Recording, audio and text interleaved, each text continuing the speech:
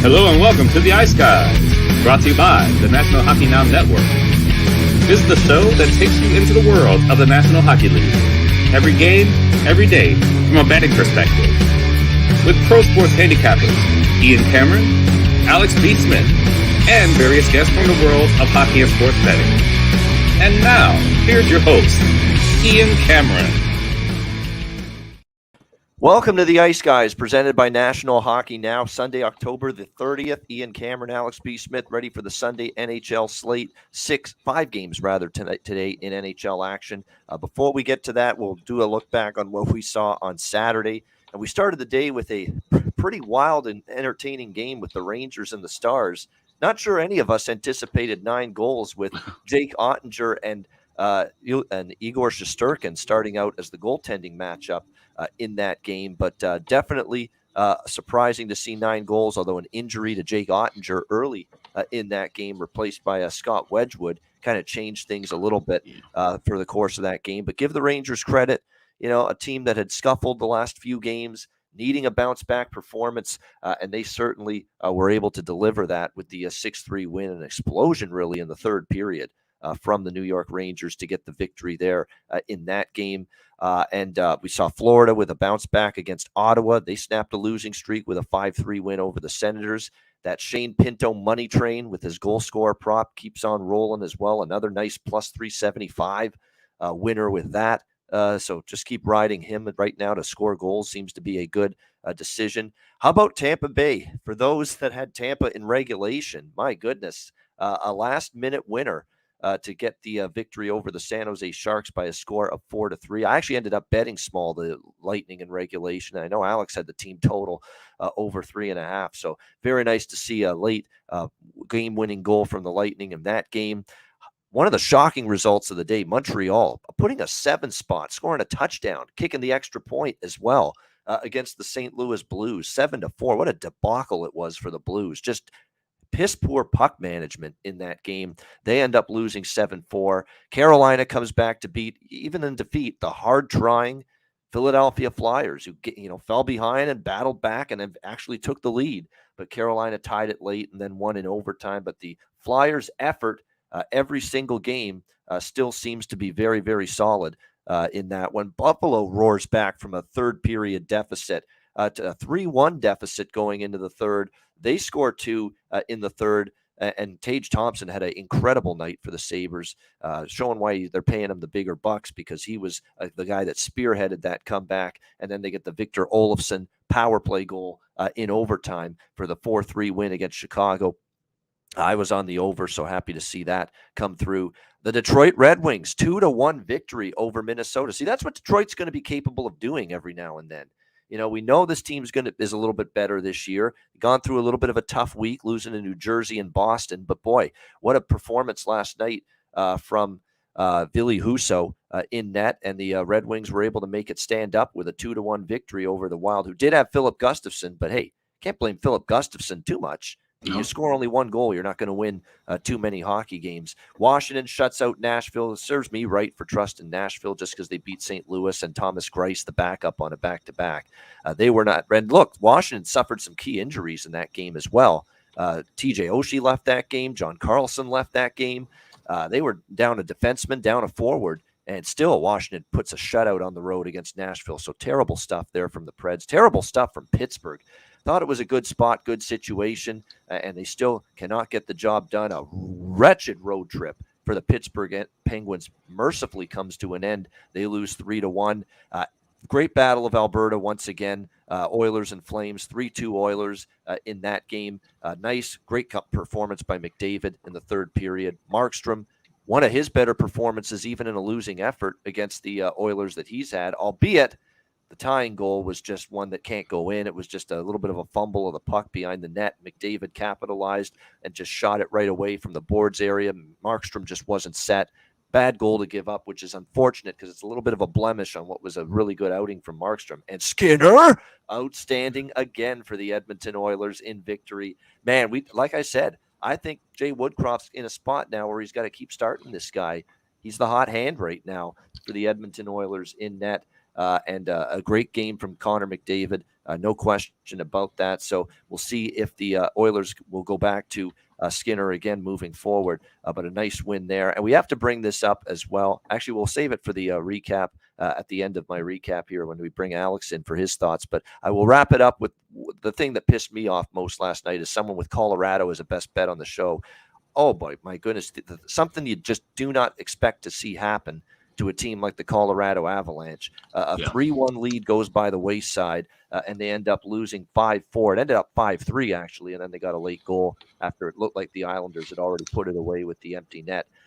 Just a despicable loss for Colorado to lose that way. And look, that's 2 games now without Big Val Nichushkin, and they've lost both of them against New Jersey and the Islanders. And look, he was the guy leading them in goals as well, going into these last 2 games prior to his injury. So it is a big loss. You would think the Avs still have the depth to overcome it, but they have not been able to. And certainly the defense let them down in the third period last night.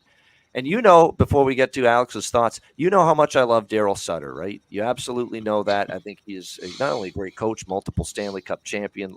In Calgary, he's done great things with this team already in 2 years. He's one of the best press conferences to listen to. He might have topped himself. We know we've had legendary, classic Daryl Sutter moments throughout the course of his coaching career. I think we might have topped it here last night with what we heard from Daryl Sutter. A question was asked, what happened to Jonathan Huberdeau in the first period? He left the bench area. And this was Daryl Sutter's typical stoic face, stone face, deadpan response. Check this out.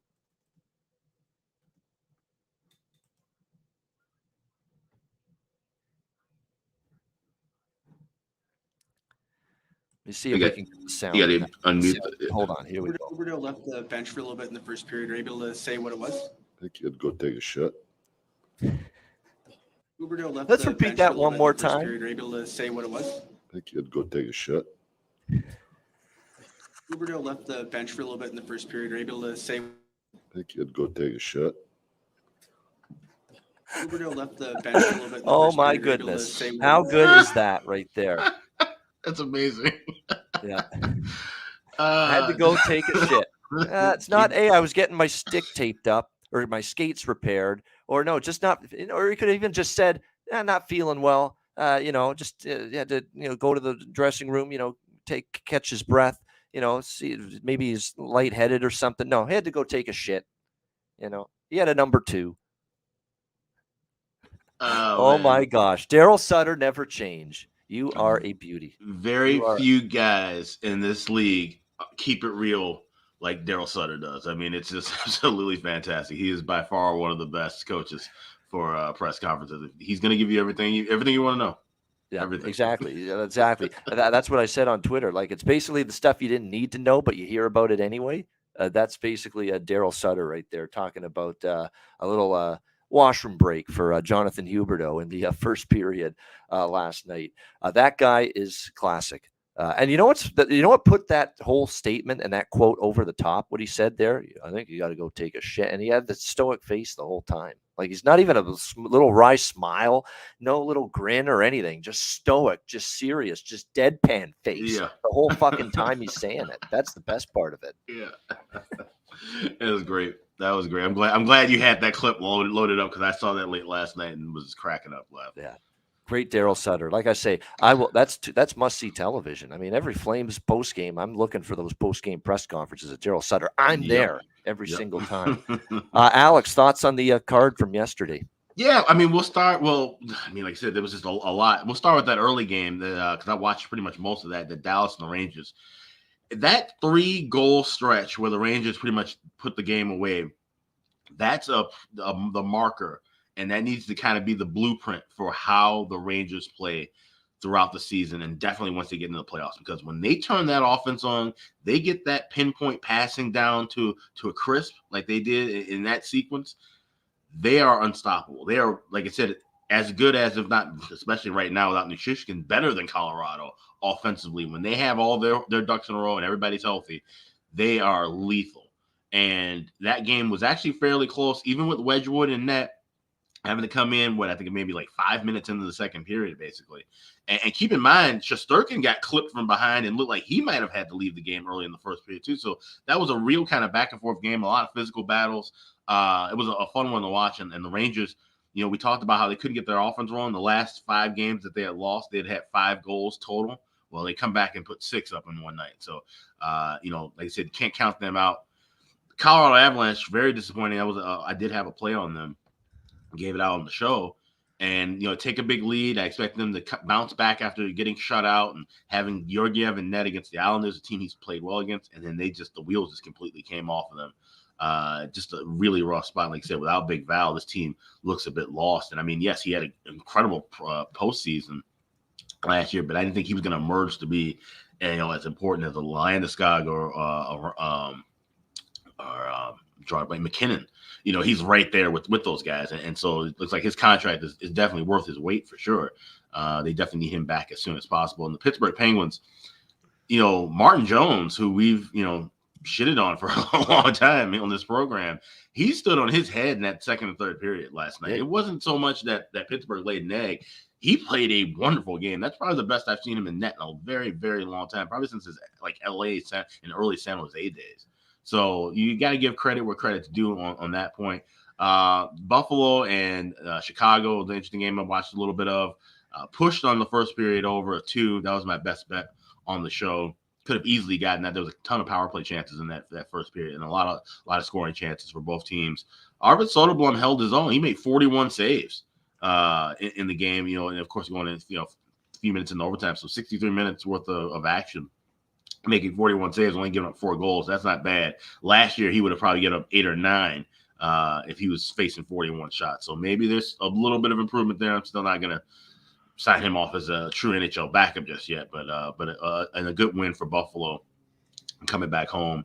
And Minnesota, I mean, at least they're committing to defense. They're going to have clunkers like that where they won't get the offense rolling, but they committed to defense, kept the game close.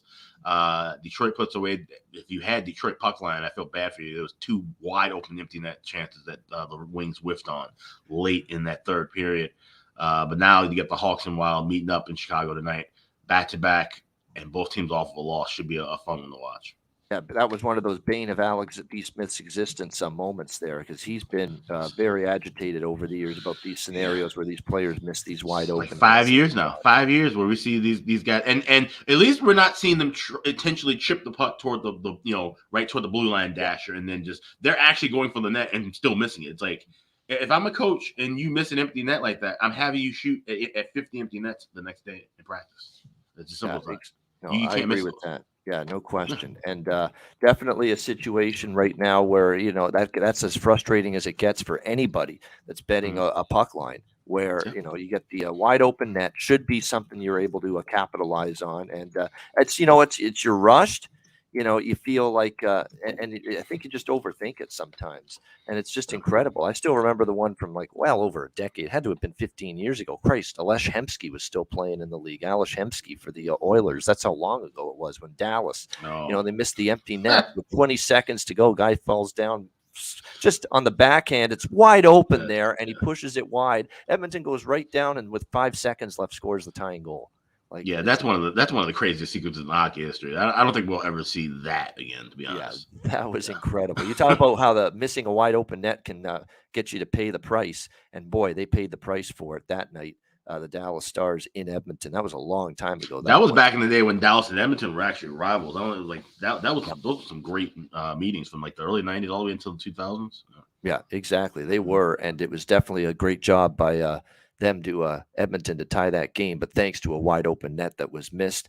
That I still remember that to this day. That's the one that I always think of when I'm talking about these players missing an empty net late in a hockey game. All right, Columbus, New Jersey, as we get the Sunday 5-game card breakdown underway. We've got New Jersey minus 210, home favorites, 6.5 the total in this game. We don't know who's in net yet for the Devils. We assume it will be Vanacek. He is the guy that started the back-to-back games for the Devils. They won both games in Detroit and then against the Colorado Avalanche. And he was very good, obviously, against Colorado. When you shut out the Avalanche, you're clearly doing something right. And there's no doubt it was a terrific performance in net from Vanacek in that game. The Devils, will see if they can keep up this recent strong play that they have had the last couple, not just the last couple of games, but 5-1 their last 6 games. So we're seeing a lot of good things right now from the New Jersey Devils. No question about that. The Blue Jackets, not so much. Just very disappointing considering that they had just lost to Arizona at home 6-3. You would have expected an inspired, strong effort to bounce back from that kind of loss, and they get blanked 4-0 by the Boston Bruins on Friday night. The offense certainly didn't work, and in fact, now that's 3 goals in the last 2 games from the offense, and the defense continues to just, it's a sieve right now, at the defensive end of the ice for the Blue Jackets. They give up 4 to Boston, 6 to Arizona, 6 to Pittsburgh. They did only give up 1 to the Rangers, but that looks like an anomaly when you look back on it, and they still gave up 31 shots in that game. They've had a tough time keeping the puck out of their own net. That also explains why for the season so far, in terms of over-under, they're 6-3 out of the over so far this year. Palat looks like he is going to miss this game once again for the Devils. Mackenzie Blackwood's been dealing with an upper body injury, so there's questions, will he be available here for this game to start? If I'm the Devils, I'm hoping not, because my thoughts about him right now. Just not playing well for the Devils. This is a game I'm probably going to end up passing on. The only thing I'm considering is the Devils team total over 3.5. I do think they could get 4 against this obviously struggling and reeling the Blue Jacket team, because they are just giving up goals in bunches right now. No question about that. And sometimes when you see these teams coming off a 1-0 type of game, more often than not, you're going to end up seeing, a little bit at least of more of a higher scoring game the next time out. And it is worth noting, with the head-to-head series history with these two teams, 4 of the last 5 games rather have all gone over 6.5. So we've had 4-4-3 final scores in the last 5 meetings between the Blue Jackets and Devils. So lean to the Devils team total over and the full game over, but I might go more Devils team total if it's Vanacek. That's my thought. I prefer the team total if we see him in that, because he's in good form right now. And that's not a guy I'm thinking, let's bet the full game over with him in net. And we saw Columbus obviously get shut out in their last game, 2.4 goals against average, 889 save percentage for Vanacek. But his last 3 starts, he has given up 3 goals or less for the New Jersey Devils. He had the one bad start against Detroit back on October 15th, and outside of that, he's been a lot better. So if Vanacek's in net, I probably prefer the Devil team total over. If it's Blackwood in net, if he's available from that and to come back from that upper body injury, and Lindy Ruff decides to start him, then I might go with the full game over 6.5 in this game instead. So that's where I'm at, but I haven't locked anything in just yet. Prop-wise, Fabian Zetterlund has been moved up to the top line. You can consider maybe a goal scorer prop with him. We always like those kind of situations. For Columbus, I still say Kent Johnson, who's going to play on the second line, is someone that has been making an impact. He had his goal streak snapped against Boston when they got shut out, but prior to that, he had scored in consecutive games. So I wouldn't mind coming back to the well with Kent Johnson for the Blue Jackets and a goal scorer prop bet in this game early this afternoon. Alex, what do you think here at Columbus, New Jersey? Yeah, this is going to be a pass for me. Like I said, New Jersey's in somewhat better form off of the win with Colorado, but you wonder about a letdown there. Columbus has dominated in the series. They've won 21 of the last 26 meetings. So, that's something that goes back a ways. And talking about mostly bad teams kind of on both sides, to truly be honest. So this is just one I'm going to pass. Except I can even look at the team total with New Jersey. You said Vanacek being in net, that's a bigger upgrade. But 3.5, you got to lay $1.25. There's a couple other things I like on the board more, so it's a clear pass for me. All right, clear pass here for Alex P. Smith. All right, Minnesota Wild, Chicago Blackhawks. Another one of these Sunday afternoon affairs here in the Windy City. Minnesota minus 215, road favorites, 6 the total. This I have locked in, especially with the 6s that are out there. And there are a couple of books that have a 6 with the total. I like this one over the total here. Chicago over the total again.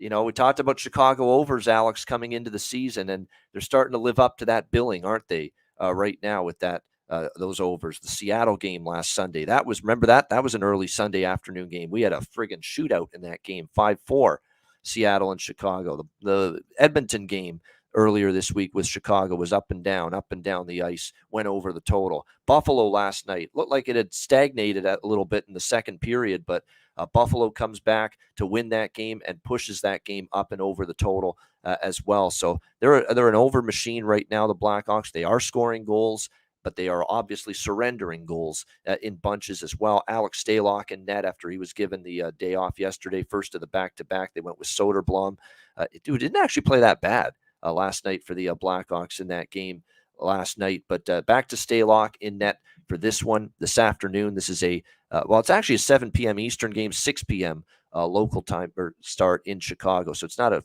true afternoon game. It's more like a very, very early evening game here for the Wild and the Blackhawks tonight. And for the Hawks, or for the Wild rather, you would expect Marc-Andre Fleury to be in net here, facing his former team, obviously, was with the Blackhawks prior to that trade yesterday.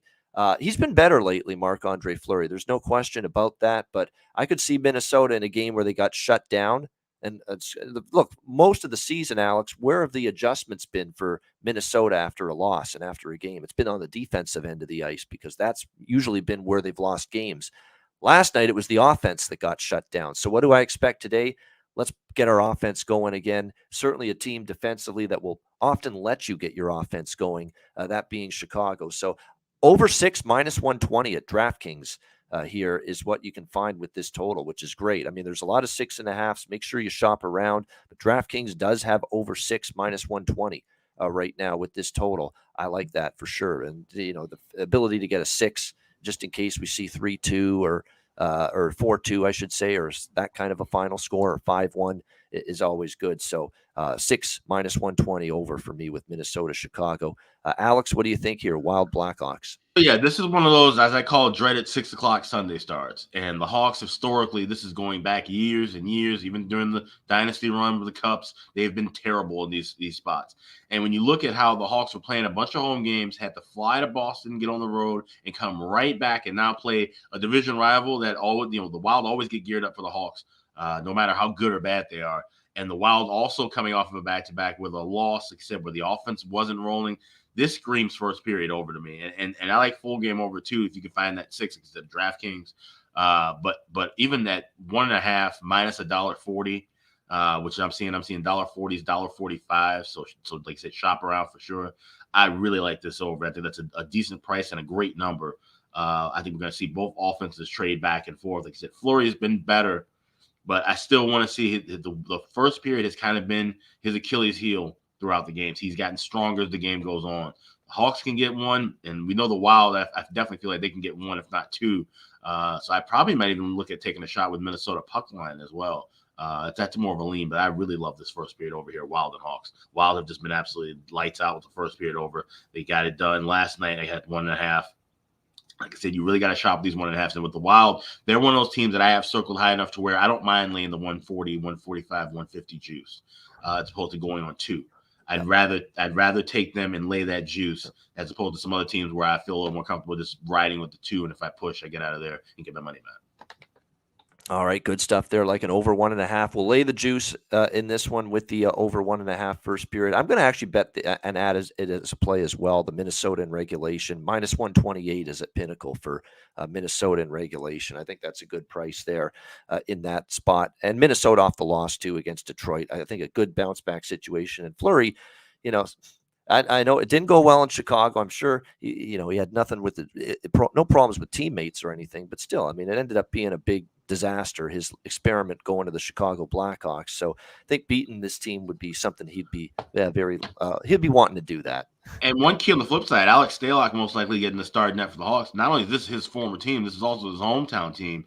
He's 2-0 with a .920 save percentage and a 1.96 goals against. But when he played against the Wild in the preseason, and that was mostly the Wild starters, he got lit up here in St. Paul. So keep that in mind too. I mean, like I said, that former team angle goes both ways, but I think it's a lot stronger with Fleury than it's with Stalock.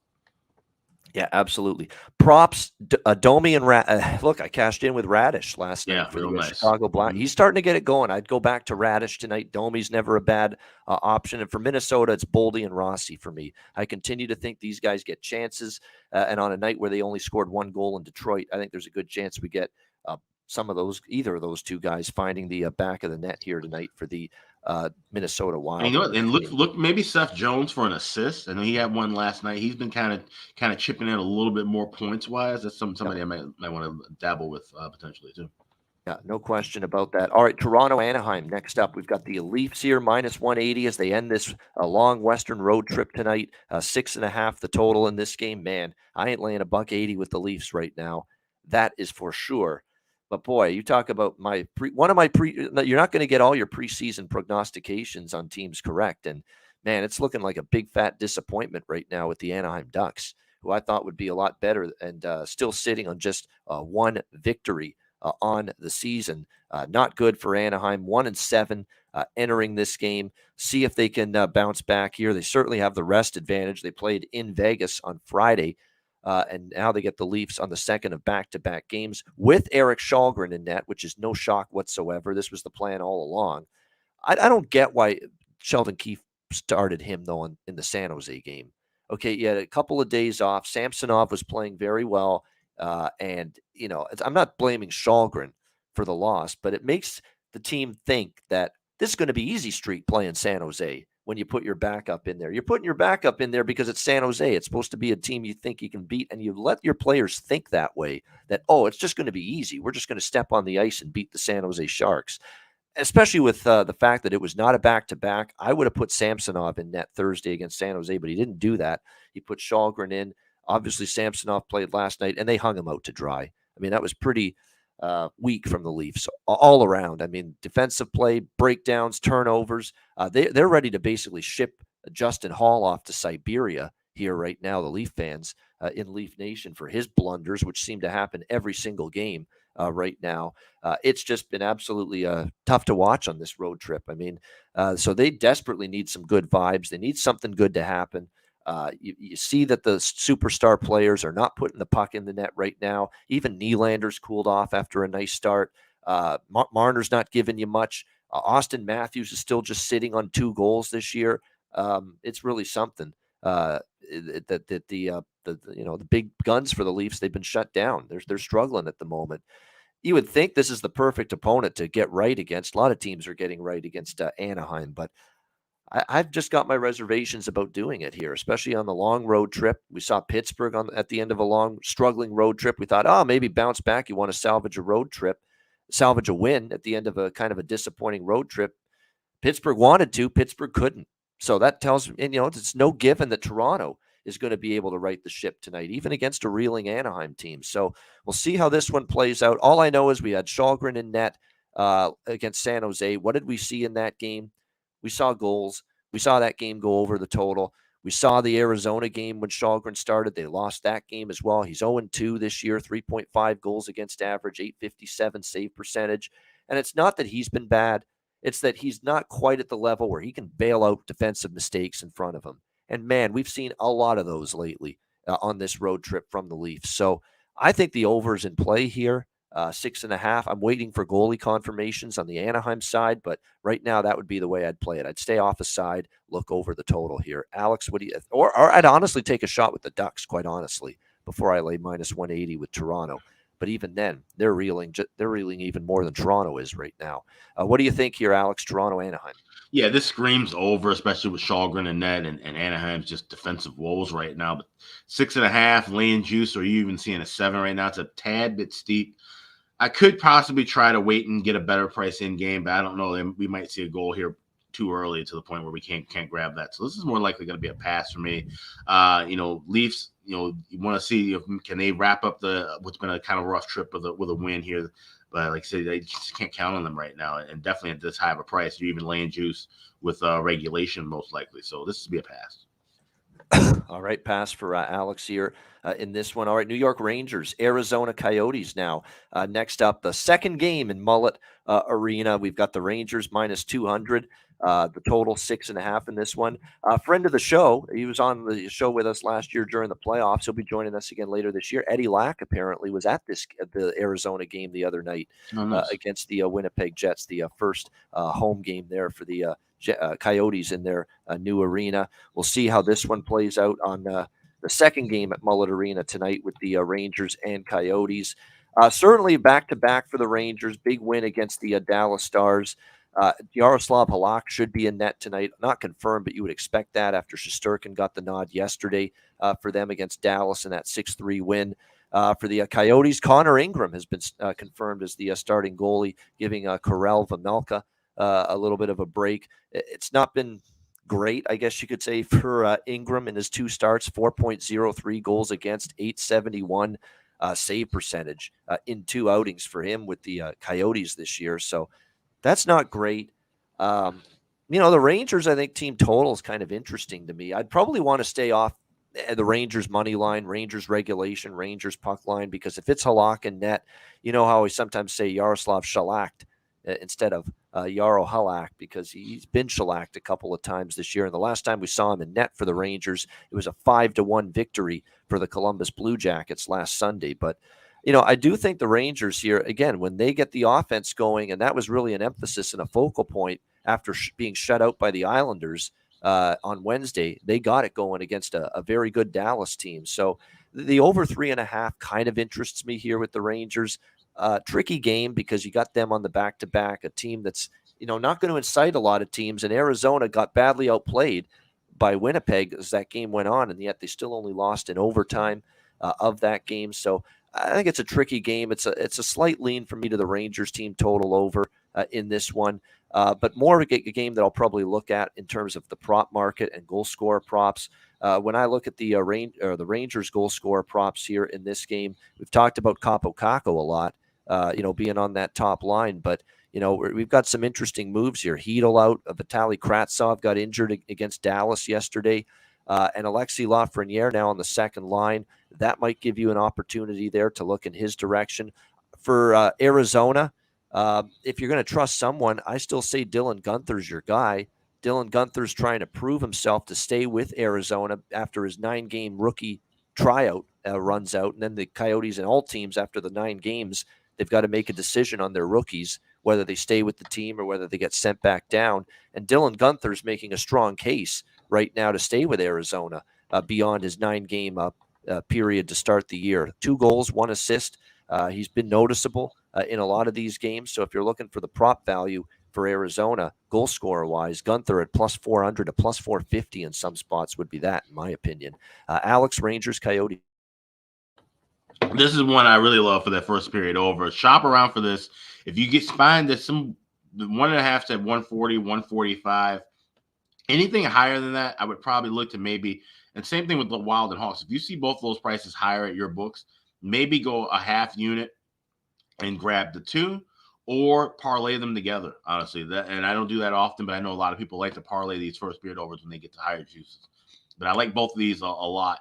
This one is particularly because the biggest thing that I noticed from the first game at Mullet Arena, and even before the game started, Christian Fischer actually said this quote.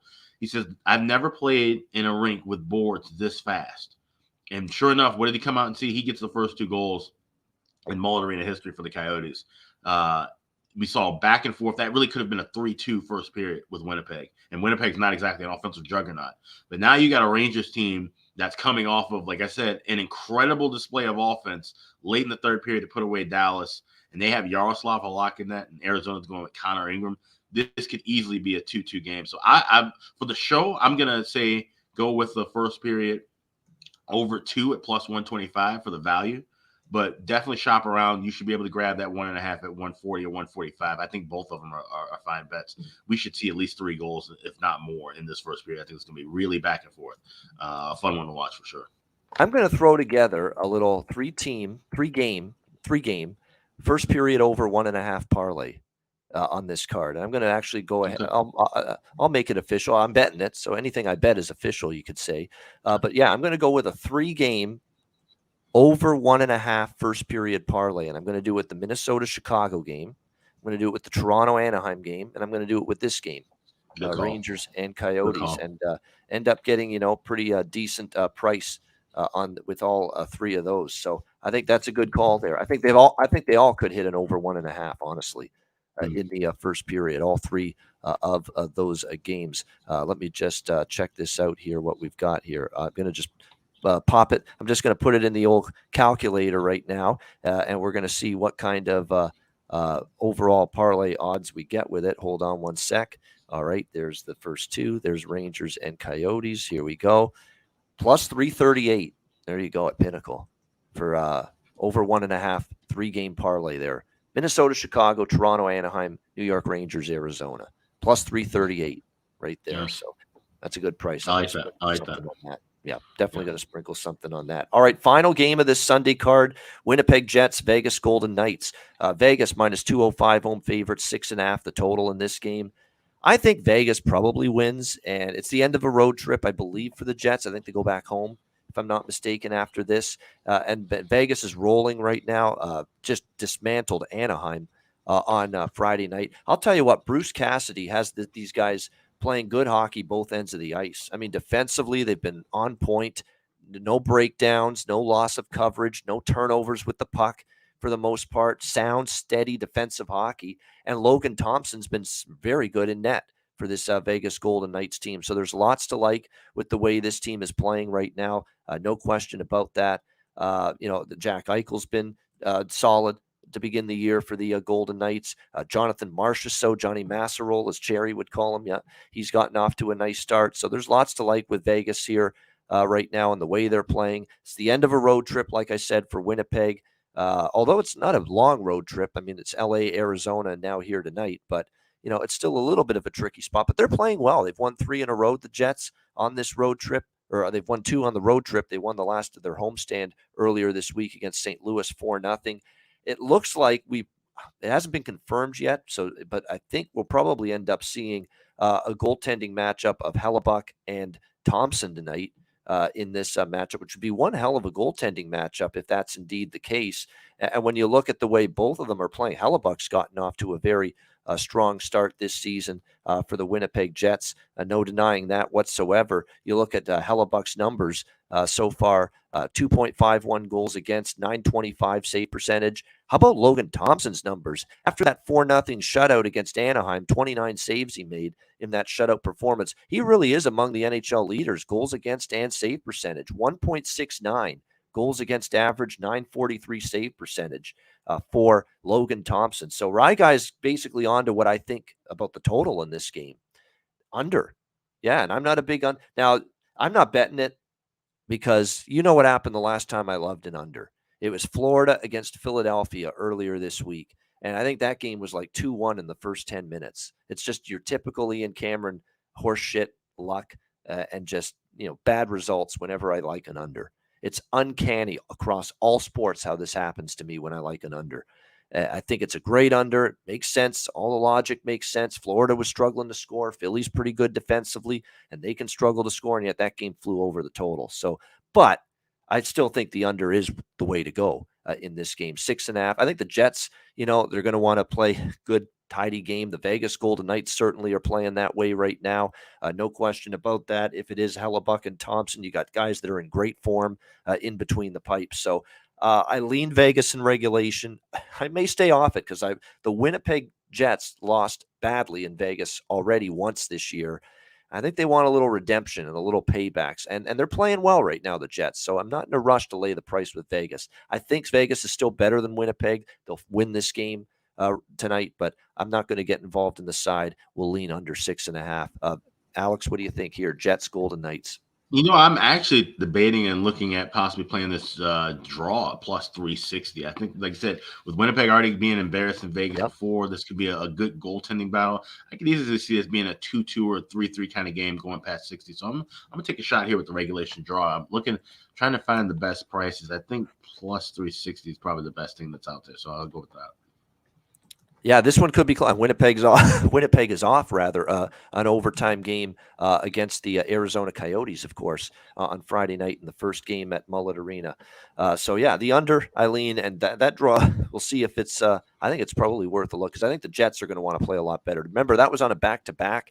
They played Vegas. They beat Colorado the night before, and they just got steamrolled. And Big Siv, by the way, was in net that night, too, for the Winnipeg Jets. Big Siv Dave. He gave up 4 goals in the first period of that game, a game that the Golden Knights ended up winning 5-2. So that played a big part in why Winnipeg was so bad that night. You're probably going to see Hellebuck tonight, and obviously it goes without saying, can't compare Hellebuck to Big Siv Dave Riddick, obviously. So I think a better chance for this to be a closer hockey game, which might mean that Alex's draw could be live here with the Jets and the Golden Knights. All right, great stuff. Great discussion on the Sunday card. It's not the greatest card, I'll admit that. But still, 5 games, find some opportunities, sprinkle a few props, hopefully come out with a profitable Sunday. Of course, lots of NFL as well. Thanks to everyone for joining us. Make sure you hit the like button on the way out if you're watching us live on YouTube. We got another great week of shows coming up. We do have a special guest, I believe, joining us on Wednesday this week on the show. Curtis Fraser is scheduled to join us, former pro hockey player. So looking forward to that later this week here on the Ice Guys show. All right, best bets to wrap things up. Alex, we'll start with you. What do you like for your Sunday best? We're going to head to the campus of Arizona State University, Mullet Arena, for the New York Rangers Arizona Coyotes game. Going to go first period over 2 plus 125. That's my best bet. Like I said, if you find 1.5, grab that as well. I think this one flies over the 1.5 and the 2, to be honest. You got Halak against Ingram, 2 weak goalies. You got a Ranger team that looked dynamite offensively late in that game, now going into a small shoebox with some fast boards, and that's definitely screams like it's going to be over for the first 20 minutes as well as the game. But we're going to go with that first period over. 2 goals plus 125 with the Blue Shirts and the Yotes tonight. All right, there we go. Over 2 in the first period with the New York Rangers in Arizona. Best bet for Alex P. Smith. My best bet is going to be, well, hopefully less painful than last night with the Colorado Avalanche blowing that lead against the New York Islanders. We're going to go to the Windy City with the 6s that are available at DraftKings, couple other books. That's a great number for an over in that game. Minnesota, Chicago, over 6, minus 120.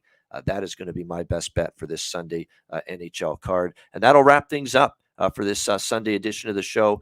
We appreciate everybody joining us. Reminder, the Ice Guys is live 7 days a week, Monday to Friday, 2 p.m. Eastern, Saturday and Sunday, noon Eastern. If you can't watch the show live, download the Ice Guys podcast in audio form on all major podcast platforms, Google Podcasts, Apple Podcasts, Spotify, Stitcher, iHeartRadio, Amazon Music, and more. Download the Ice Guys podcast when you can't watch the show live. And make sure you check out and consider a subscription to patreon.com/Ice Guys. Just $10 a month. Great content. My next set of power ratings will be out there and posted by tomorrow. We're going to update those every Monday throughout the season. Goalie charts, totals charts, daily Ice Guys card, more bonus video content, including the one we did last week with Jay Rosehill, which was outstanding. So make sure you check all that bonus content and more at patreon.com/Ice Guys, only for $10 a month. Yeah, Ian's got his rankings coming up on Monday. Mine will be up on Wednesday. Of course, whenever Chris Otto drops his charts, we do just the first period. He's got other charts as well, but the first period numbers we post up. It's usually before Tuesday, before Thursday, and before Saturdays. There we go. All at patreon.com/Ice Guys. For Alex P. Smith, I'm Ian Cameron. Have a great Sunday. Enjoy the games and good luck. We'll talk to you again tomorrow on Monday for another edition of the Ice Guys presented by National Hockey Now.